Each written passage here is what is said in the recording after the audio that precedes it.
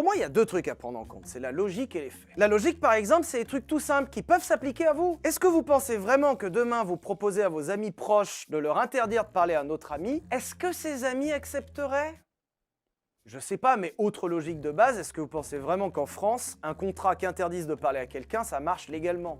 Ça ne marche pas. Et surtout, la logique qui m'a le plus choqué et que personne n'a capté, vous pensez vraiment que les gens qui bossent avec moi sont coincés? Surtout qu'il explique que si Pierre a vu les contrats, il aurait pu les montrer. Puisque, je sais pas si vous savez, mais c'est juste un contrat. Très rares sont les fois où tu as une clause de non-divulgation, donc en soi, montrer le contrat l'aurait pas forcément foutu dans la merde juridiquement. Et encore moins en sachant qu'un grand nombre ne les aurait pas signés. Mais surtout, il va montrer que certains qui bossent avec lui, travaillent aussi avec Pierre. Que ce soit pour le montage des sponsors ou encore le cadrage. Et il va également montrer que certains guests de ses vidéos ont aussi été sur la chaîne de Pierre. Et selon la raison du pourquoi Pierre aurait inventé cette histoire, pour Sylvain, c'est très simple. La plupart des gens qui bossent aujourd'hui avec moi sont des gens qui travaillent avec moi sur Villebrequin. C'est des gens que j'ai connus comme ça. Et quand tu prends un tout petit peu de recul et que tu fais le compte, tu te rends compte que tous les gens qui avaient le choix entre suivre Pierre et Sylvain ont fait le choix de suivre Sylvain. Et la logique et l'argument des contrats, il est là. Comment tu fais une vidéo de 40 minutes en disant que Sylvain, il est super méchant, super pas poli, super horrible, que certains auraient arrêté leur travail à cause de moi?